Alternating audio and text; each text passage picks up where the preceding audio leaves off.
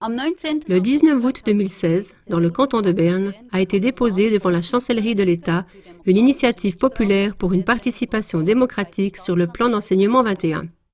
Cette initiative exigeait que le Grand Conseil, c'est-à-dire le Parlement du canton de Berne, et la population aient un droit de regard lors du lancement du nouveau plan d'enseignement.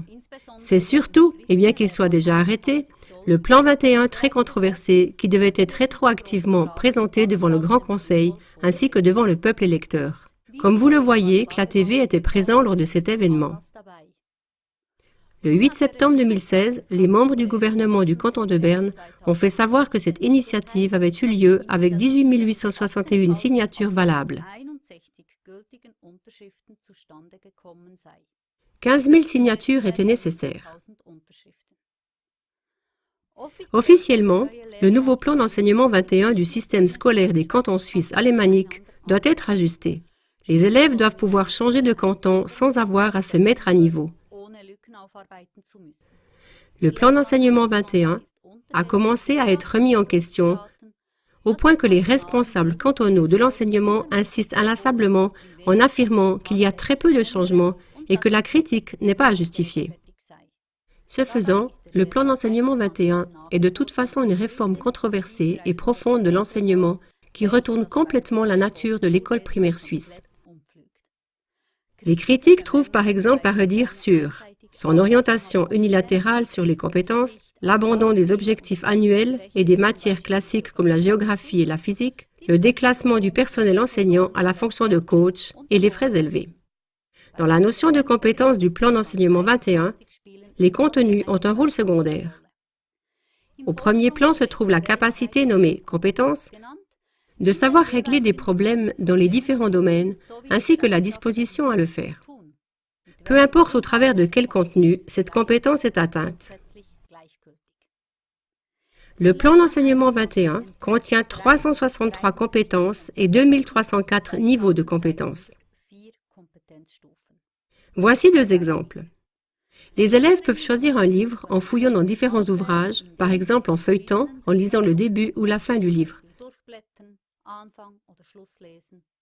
Ou les élèves peuvent formuler des suppositions dans leurs recherches en géométrie, les vérifier et au besoin en formuler de nouvelles.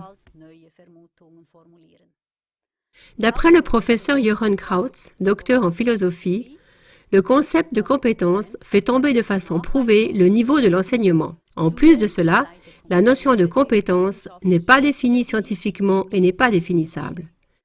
Le professeur Walter Herzog, pédagogue à la retraite, s'exprime comme suit. Je cite. « Aucun plan d'enseignement connu jusqu'à présent ne prescrit de telles directives rigides pour l'organisation des cours. Dans le fait qu'il ne prescrit pas seulement les compétences que les enseignants doivent transmettre aux élèves, mais qu'il définit les lignes directrices dans lesquelles les compétences sont à construire, le plan d'enseignement 21 prescrit de manière très détaillée aux enseignants comment ils doivent enseigner. Le déroulement des cours doit être uniformisé et mieux contrôlable. En faisant cela, on enlève au personnel enseignant la liberté de dispenser le cours d'après la pédagogie de Pestalozzi, tête, cœur et main, et d'aborder les enfants de façon personnelle et d'après leurs besoins. On reproche également au plan d'enseignement 21 d'influencer et de manipuler la personnalité des élèves.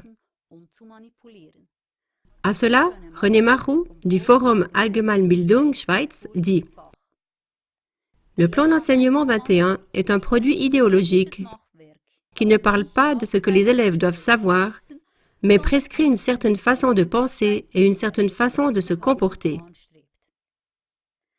Cette crainte n'est pas étonnante, car d'après l'Organisation de coopération et de développement économique, OECD, qui a créé la notion de compétence et qui la promeut dans tous les pays membres de l'OECD, on comprend la compétence comme une capacité de s'ajuster intérieurement et extérieurement aux conditions présentes dans la société et l'économie. Le plan d'enseignement 21, emprunt de ce terme de compétence, est apparemment un instrument par lequel la personnalité de l'élève est guidée et celui-ci doit être motivé à s'adapter inconditionnellement. Les nombreuses initiatives du peuple, dans 12 cantons, montrent qu'une large tranche de la population semble avoir percé cela à jour et refuse cette intervention dans les droits de la personnalité des enfants. En août 2016 a eu lieu dans le canton des Grisons une collecte de signatures pour une double initiative. Je termine par une citation du journaliste et rédacteur national de la NZZ, Michael Schönenberger. Le plan d'enseignement 21 est ainsi devenu un enfant typique de son époque, dans laquelle l'éducation du citoyen et son comportement conforme à l'État et à la société se trouvent tout en haut de l'agenda. Une mise en garde d'un plan de rééducation venant de l'État qui vient sous une forme de plan d'enseignement moderne.